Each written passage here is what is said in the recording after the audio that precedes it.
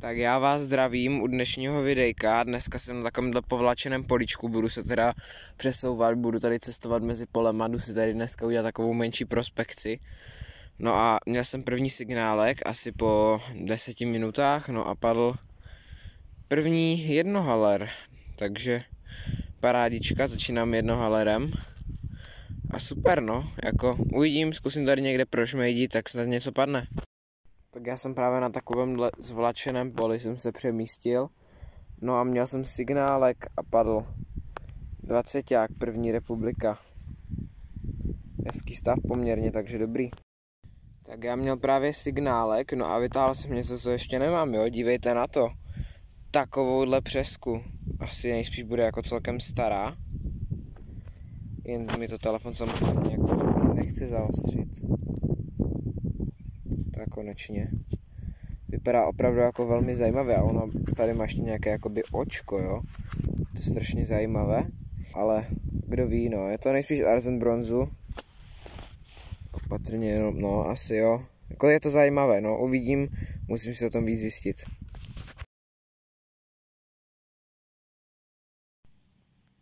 Tak já měl právě signálek, no a já tomu jako fakt tady to asi pole zajímavosti, tyjo, jo, fakt to bylo hluboko, ale dívejte na to.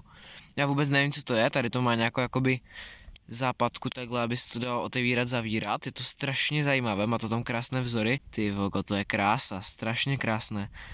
Ono vypadá, že to je jako z nějaké aj lepšího materiálu, že tady, když se podíváte, tak to možná bude třeba bronz. Na mě se mi to moc nezdá. I když možná jo.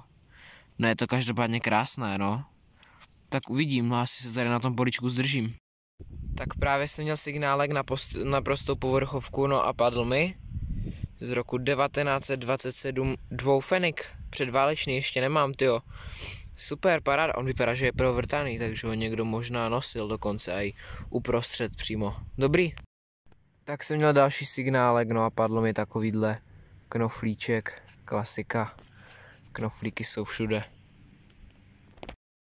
Tak měl jsem další signálek, no a padl takovýhle naprosto sežraný 10 fenik. Nevadí, co už, jdu dál.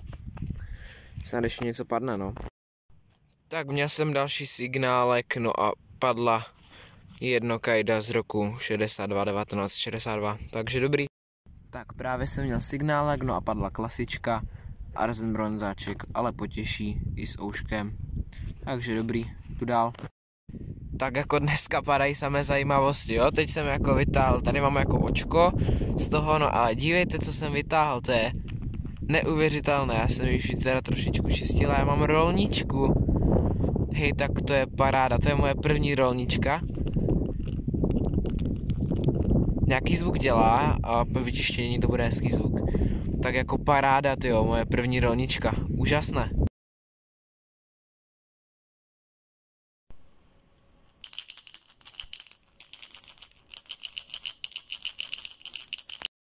Tak já měl právě signálek, velmi podobný té rolničce a on to nejspíš bude další nějaký kus té rolničky. Otáčí se to, já ji poskládám normálně úplně, ale úplně nějakou celou, tyjo. Tak právě jsem měl signálek, no a padla bulka arzen bronzáku bohužel, tak jdu dohledat tu druhou. Schválně, jestli se mi to podaří najít.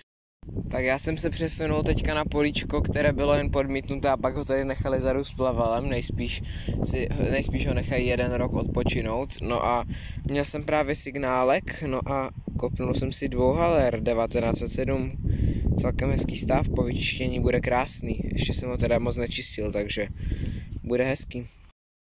Tak jak to tak koukám, tak tady už začíná růst obilí, jo, ale je to jenom podmítnuté a ani to není jako povláčené, prostě podmítli a ono by to údajně mělo být na zeleno od známého, jo, tak já doufám, že tady teďka nechodím jako v zasetem, ale myslím si, že ne, ani když se podíváte, tak to není v pásech, takže snad to nikomu nebude vadit, že tady kopu.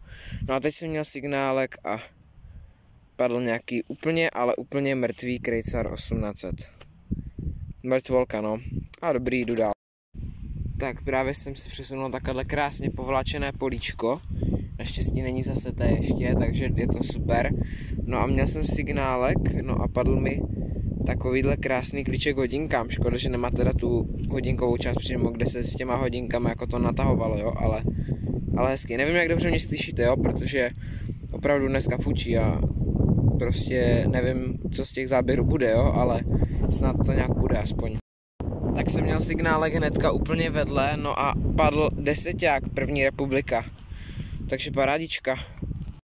Tak právě jsem měl signálek, no a padl komoušský pěťák úplně na povrchu. Klasický nález. Tak právě jsem měl signálek, nevím, jak dobře mě slyšíte, já si dám radši pusu blíž k mikrofonu, no a měl jsem signálek, no a padl. Ty fogo, zafučilo až tak moc, že mi to shodilo Xteru. No super, tak dneska fakt jako fučí ty vogo. A dobré, no jako dvouháčko. Hezky. Furt tak strašně fučí, no ale já měl signálek a padl takovýhle arzen bronzový zdobený knoflík. Parádička, no jdu dál, zase mě asi neslyšíte, protože zase fučí jak prase. Tak právě jsem měl signálek, zase nevím, jak dobře mě slyšíte, protože vítr dneska doopravdy válí, to už jsem ale říkal, a padl mi ale další pěťák. Tak jako dobrý, no, další pěťáček z roku 53. Tak popošel jsem asi 5 metrů od toho pěťáku, no a padla 1 koruna. Já bych si tak nejradši vytáhl komunistickou 100 korunu, jo, protože byla stříbrná, ale to se mi asi nesplní. Tak já měl právě signálek, no a padla rakousko-uherská plomba, jde tam vidět ta orlice, tak. Takže dobrý, z druhé strany taková paráda. Tak právě jsem měl signálek, no a padl knoflíček, klasika, i s ouškem aspoň, takže dobrý. Tak právě jsem měl signálek, no a vytáhl jsem takovouhle nějakou měděnou mrtvolu, no nevadí. Tak už je odpoledne, já jsem se teďka vydal na políčko, kde jsem vlastně v minulém videu kopnul ten 10 krejcer stříbrný. No a teď jsem měl signálek, no a padl 10 komoušský, úplně sežraný, ale nevadí. Tak jsem měl právě signálek, no a vytáhl jsem si víčko z hodinek, takže klasika. Tak nevím, jak dobře mě slyšíte, protože zase vítr úplně fouká, no ale teď jsem měl signálek a vytáhl jsem si knoflíček, nevím, jestli arzen bronzový nebo měděný, ale asi spíš měděný. A dobrý. Tak přátelé, měl jsem ale velmi hluboký signál, nebo jako on zněl normálně, jo, ale byl opravdu fakt jako hluboko, jo. Kopal jsem díru, kopal. Jsem si říkal, to není možné, furt kopu a nic, to zase bude nějaké železo. No vytáhlo se na mě takovéhle kolečko a je to nějaká medaile s Františkem Josefem 1848 až 1898.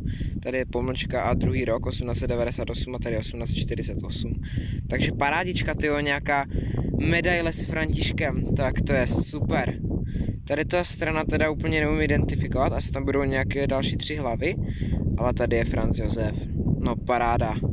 Super, je to velké zhruba jak 15 krejcar, jo, takže fakt kolo a je to paráda, tyjo, super. Tak jsem měl právě signálek, no a padl jen takovýhle obyčejný knoflíček, klasika. Tak jsem měl právě signálek, no a začalo se na mě kulatit hranka, ukážu vám to zhruba jak. No jo, jenže potom, jak už jsem to vzal do ruky, tak krásná šišatá svátostka, ta je parádní, takovou ještě nemám.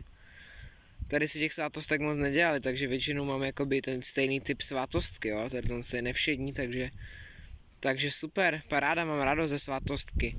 Ještě natočím jedno video a dám to na shorts.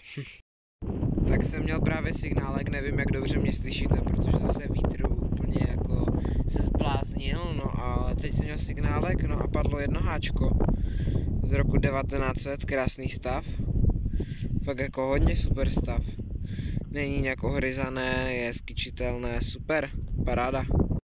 Tak jsem měl právě signál, přesunul jsem stranu na jiné políčko, které je vlastně úplně to samé jako tamto vedle. Co je, tak jsem se posunul prostě o políčko vedle, tady je to tež jenom podmítnuté a nechané růst plevel. No to je jedno, každopádně jsem si koupil nějaký knoflíček asi s Dčkem, nebo já nevím. Je tam D, nad tím je něco, že by koruna, ty jo. No uvidím, no, musím to nějak zkusit identifikovat, co tam je a bylo to kdysi postříbřené, tady zase to jde vidět. Takže dobrý no, jdu se dál podívat tady do okolí. Tak já měl právě signálek, no ty vogo, vypadá to celkem zajímavě. Nevím vůbec, co to je, takže když tak můžete poradit do komentářů, já vůbec netuším. Možná, že už to tady budu mít zjištěné, jo, jak to video vydá. Tak opět nevím, jak dobře mě slyšíte, no ale měl jsem tady teďka právě signálek. No a padlo mi závažíčko, super. Paráda, bude to nejspíš 25 gramů, jako si tak tipuju, že by to mohlo mít. No, nevím. Ale jo, paráda. Spadlo mi to. Dobrý, super. Tak právě jsem měl signálek, už ve mně hrklo, jak jsem viděl takhle velké kolečko, ale nakonec je to jenom knoflík, jo. Stejný jako jsem tady našel i minulou hledačku, jestli jste viděli minulé video. Takže celkem infarkty mi dělají tady tyhle knoflíky, tyjo. Je to velké jak 15. Bohužel no. Po další době signálek, no a padl jenom obyčejné víčko z hodinek. Tak měl jsem další signálek, no a já vím, že vy z videa nic nevidíte, ale je tam trošičku vidět náznak toho jednokrejcárku 1800. Tady je hlava a tady je fakt vidět jen trošku náznak, no z toho videa to moc nejde poznat, ale jo. Krejsárek 1800, ale úplně mrtvý, no. Tak právě jsem měl signálek, no a povedlo se mi opět víčko z hodinek, klasika. Tak jestli se na tohle kouká nějaký začátečník, který si myslí, že prostě jdu na pole a tahám prostě jenom krásné věci, tak pro všechny, kteří s tím buď chtějí začít, anebo s tím začali, vytáhli pár odplatků a pak to jako vzdali, řekli si, že ne, že musí najít jiné pole, tak takhle to vypadá. Jo, já prostě po mojich hledačkách, tady je prostě plno bordelu, jo, které dělají krásný signál, takže jen aby všichni věděli, že i to se má sbírat. A to ještě není všechno. Tady mám též nějaký bordel, tady nábojnice, tady si posvítíme. Jeden kýbel, druhý kýbel, třetí kýbel, jo, tady jsou kýble, nějaké baterky, železo, jo, všechno se musí kopat.